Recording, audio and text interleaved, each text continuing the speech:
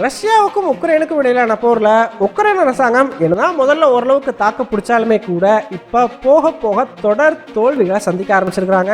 இந்த வீடியோவில் நம்ம என்ன பார்க்க போறோம்னா, உக்ரைனுடைய இந்த தொடர் தோல்விகளுக்கு காரணம் என்ன, ரஷ்யாவினுடைய ராஜதந்திரமா இல்ல உக்ரைனுடைய தவறுகளா அப்படிங்கிறத பார்க்க போறோம். கூடவே உக்ரைனால இந்த தொடர் தோல்விகள்ல இருந்து மீண்டு வர முடியுமா அப்படிங்கிறதையும் ரொம்பவே டீட்டெயிலா பார்த்தலாம். வீடியோவை லைக் பண்ணிக்கோங்க, சேனலை சப்ஸ்கிரைப் பண்ணிக்கோங்க. வாங்க வீடியோக்குள்ள போயிடலாம். அறிவோம் தெளிவோம் உறவுகளுக்கு அன்பான வணக்கங்கள்.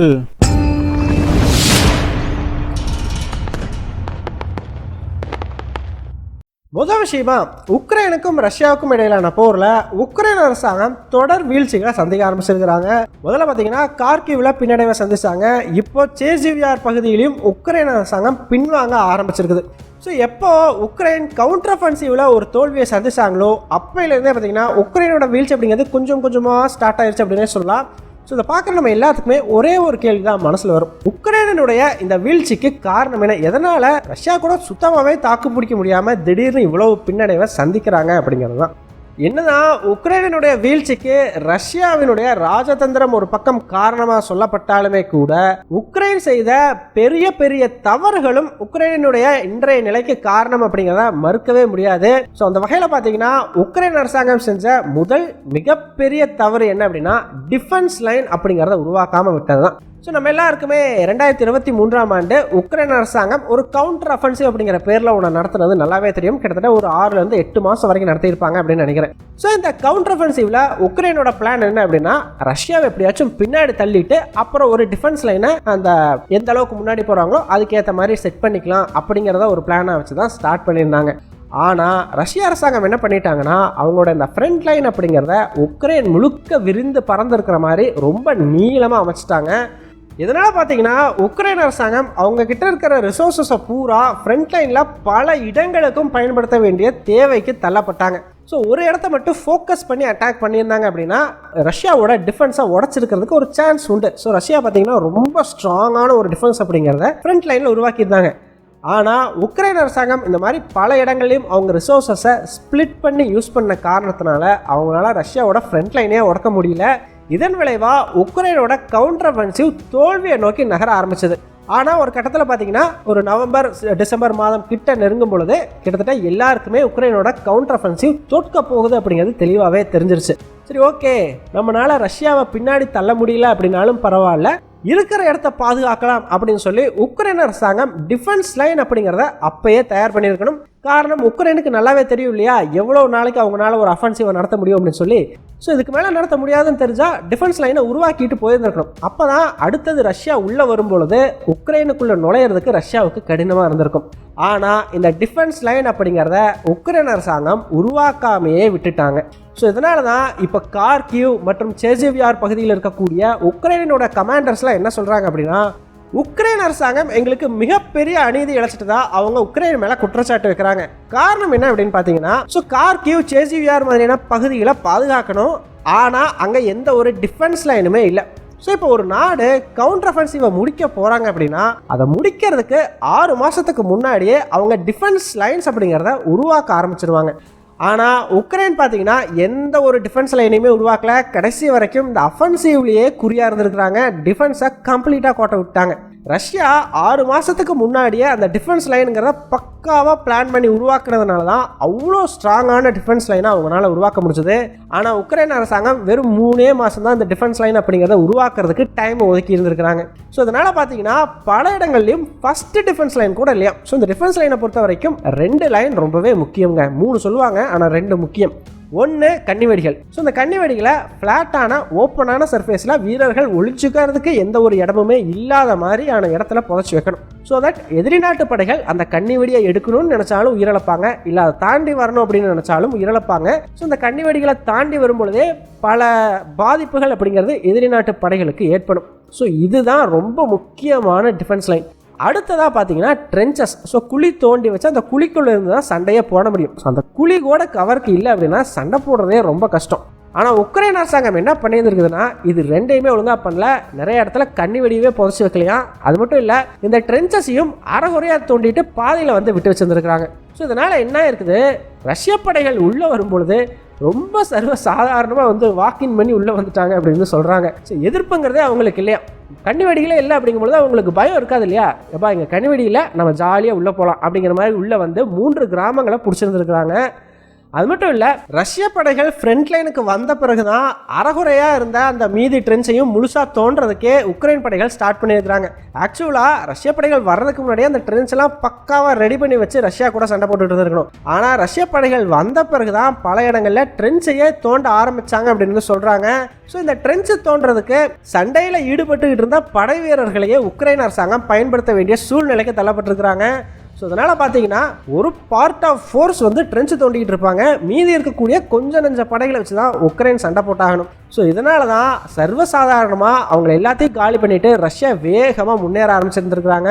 ஸோ இதுதான் உக்ரைனோட ஃபெயிலியருக்கு ரொம்பவே முக்கியமான காரணம் அப்படின்னு சொல்லி ஆகணும்.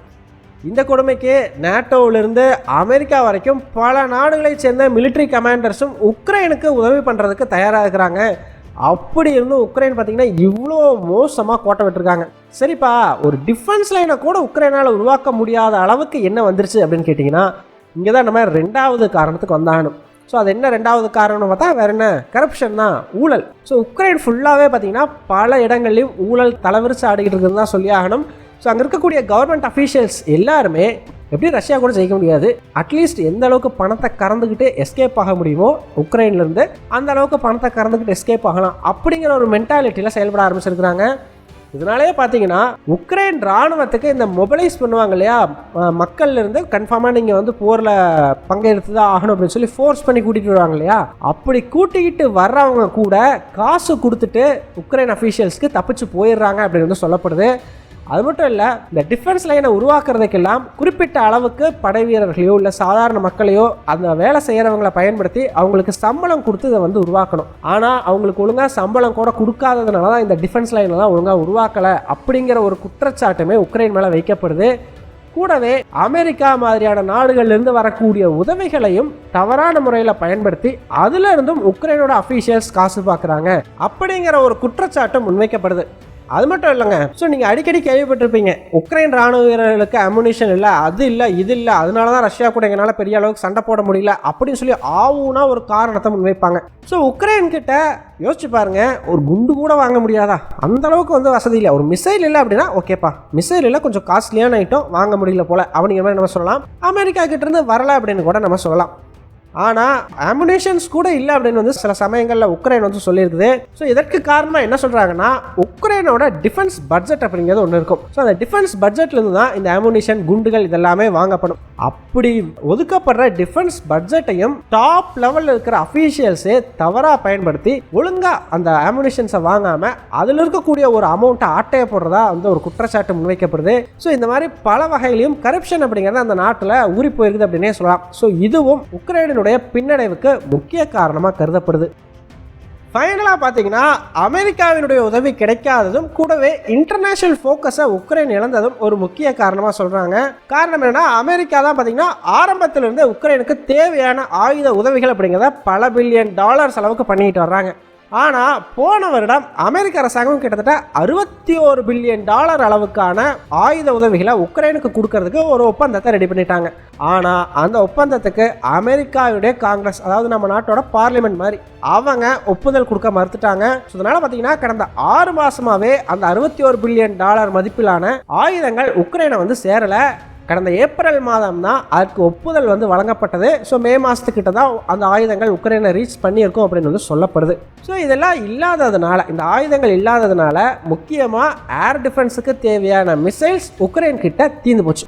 இதை சாதகமாக பயன்படுத்திக்கிட்ட ரஷ்ய அரசாங்கம் போட்டு உக்ரைனோட ஏர் டிஃபென்ஸையே முழுசாக வந்து காலி பண்ணி விட்டாங்க. கூடவே எனர்ஜி இன்ஃப்ராஸ்ட்ரக்சர்னு சொல்லி ஃபுல்லாகவே ஏர் அட்டாக் அப்படிங்கிறத பெரிய அளவுக்கு பண்ணியிருந்துருக்காங்க. அது மட்டும் இல்லைங்க, ரஷ்ய அரசாங்கம் பார்த்தீங்கன்னா அவங்க பயன்படுத்துகிற ட்ரோன்ஸை உக்ரைன் வந்து முதல்ல சுட்டு வீழ்த்தினாங்க இல்லையா, அது எப்படி சுட்டு வீழ்த்துறாங்க, எதனால் உக்ரைன் கண்ணில் அது சிக்கிச்சு அப்படிங்கிறதுக்கான காரணங்களை எல்லாம் கண்டுபிடிச்சி அவங்களோட ட்ரோனை நல்லாவே அப்கிரேட் பண்ணி இப்போ புது வகையான ட்ரோன்ஸ் அப்படிங்கிறத உக்ரைன் ஃபீல்டுக்குள்ளே இறக்கியிருக்காங்களாம். ஸோ இதனால் உக்ரைனால் இப்போ இருக்கக்கூடிய ரஷ்யாவினுடைய ட்ரோன்ஸை சுட்டு வீழ்த்த முடியறதில்லை அப்படின்னு சொல்லப்படுது. ஸோ இதுவும் ரஷ்யாவினுடைய ஒரு வெற்றிக்கு முக்கிய காரணம். ஸோ ரஷ்யா வந்து போரில் ஏற்படக்கூடிய தோல்விகளிலிருந்து இருந்து பாடங்களை கத்துக்கிறாங்க, அதை உடனடியாக இம்ப்ளிமெண்ட் பண்றாங்க. ஆனா உக்ரைன் பார்த்தீங்கன்னா முழுசாவே ஊழல்லையே ஊறி போயிருக்குது, எதுவுமே பண்றது கிடையாது. அவன் ஆயுதத்தை கொடுக்குறான், அதை வச்சுக்கிட்டு கண்ணை மூடிட்டு தாக்குதல் நடத்துறேன், அவ்வளவுதான் அப்படிங்கிற மாதிரியான ஒரு மென்டாலிட்டிலேயே போயிட்டு இருக்கிறாங்க.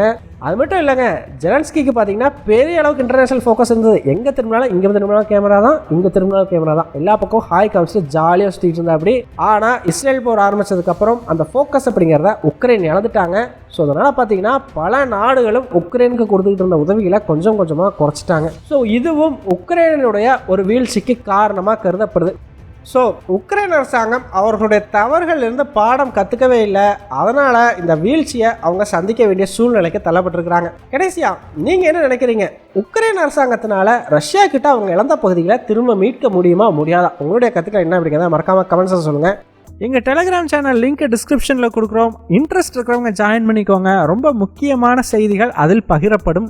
வீடியோ பிடிச்சிருந்ததுன்னா லைக் பண்ணிக்கோங்க, சப்ஸ்கிரைப் பண்ணிக்கோங்க. இதன் மூலமாக எங்களுடைய வீடியோஸ் இன்னும் நிறைய பேர்த்துக்கு போய் சேரும். முடிஞ்சால் உங்களுடைய ஃப்ரெண்ட்ஸுக்கிட்டையும் நிறைய ஷேர் பண்ணிக்கோங்க. இது எங்களுடைய உழைப்புக்கு நீங்கள் கொடுக்குற ஒரு ரிவார்டாக இருக்கும். நன்றி.